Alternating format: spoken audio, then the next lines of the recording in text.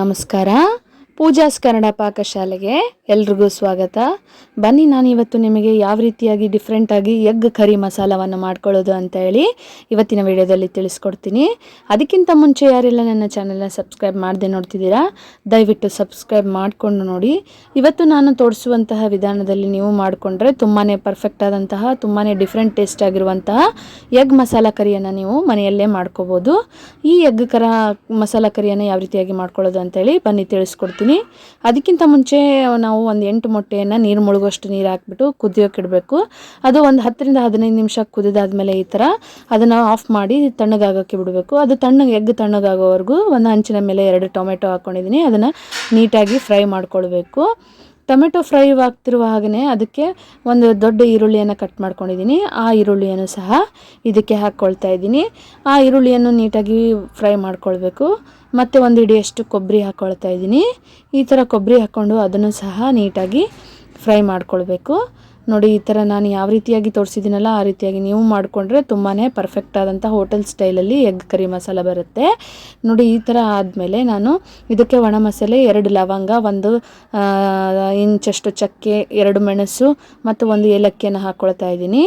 ಇದನ್ನು ಕೂಡ ನೀಟಾಗಿ ಎಲ್ಲ ಫ್ರೈ ಮಾಡಿಕೊಂಡು ಸ್ವಲ್ಪ ಕೊತ್ತಂಬರಿ ಕಾಳನ್ನು ಇದಕ್ಕೆ ನಾನು ಹಾಕ್ಕೊಳ್ತಾ ಇದ್ದೀನಿ.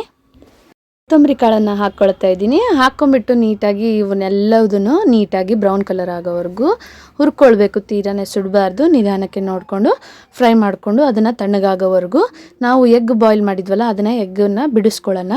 ಈ ರೀತಿಯಾಗಿ ಮೊಟ್ಟೆಯಿಂದ ಸಿಪ್ಪೆ ಬೀಳಿಸ್ಕೊಂಡು ಅದ್ರ ಮೇಲೆ ಪ್ರತಿಯೊಂದು ಮೊಟ್ಟೆ ಮೇಲೂ ಈ ಥರ ನಾನು ತೋರಿಸಿರುವ ಹಾಗೆ ಕಟ್ ಮಾಡಬೇಕು. ಯಾಕಂದರೆ ನೀಟಾಗಿ ಮಸಾಲ ಹೋಗಿ ಅದರಲ್ಲಿ ಬೆರಿಬೇಕಲ್ಲ. ಹಾಗಾಗಿ ನೋಡಿ, ಸ್ವಲ್ಪ ಖಾರ ಪುಡಿ ಮತ್ತು ಅರಿಶಿಣ ಮತ್ತು ಉಪ್ಪನ್ನು ಹಾಕ್ಬಿಟ್ಟು ನೀಟಾಗಿ ಎಗ್ಗನ್ನು ಈ ರೀತಿಯಾಗಿ ನಾನು ತೋರಿಸಿರೋ ಹಾಗೆ ಮಿಕ್ಸ್ ಮಾಡ್ಕೊಳ್ಬೇಕು.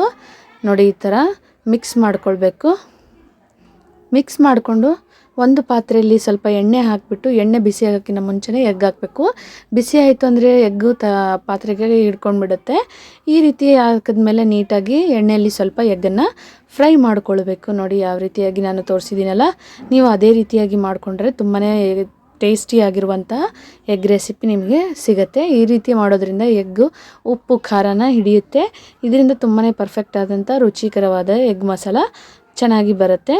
ನೋಡಿ, ಈ ಥರ ಫ್ರೈ ಮಾಡ್ಕೊಳ್ಬೇಕು.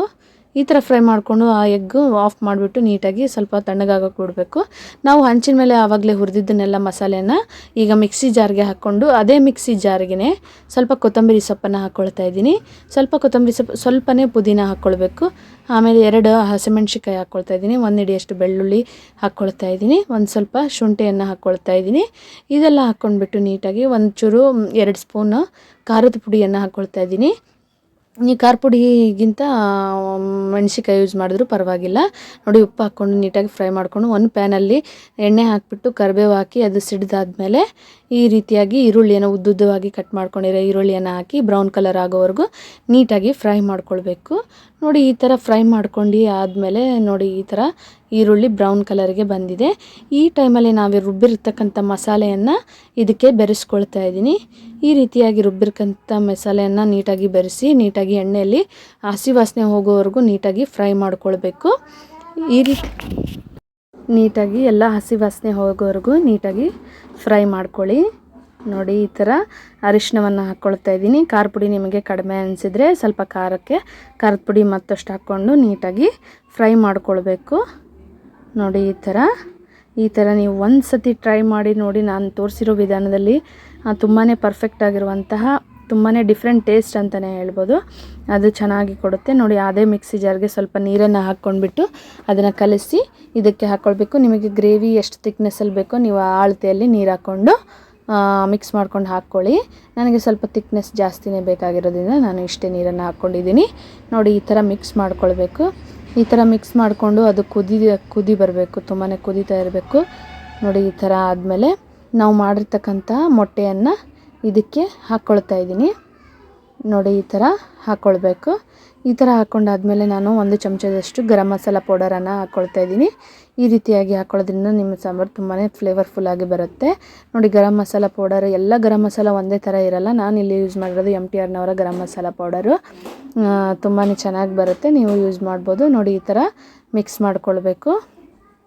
ನೋಡಿದ್ರಲ್ಲ, ಈ ಥರ ಮಿಕ್ಸ್ ಮಾಡಿಕೊಂಡು ನೀಟಾಗಿ ಒಂದು 5 ನಿಮಿಷ ಲಿಡ್ ಕ್ಲೋಸ್ ಮಾಡಿ ಫ್ರೈ ಕುದಿಸ್ಕೊಳ್ಳೋದ್ರಿಂದ ಈ ಥರ ನಮ್ಮದು ಪರ್ಫೆಕ್ಟ್ ಆದಂಥ ಎಗ್ ಮಸಾಲ ಕರಿ ರೆಡಿ ಆಗುತ್ತೆ.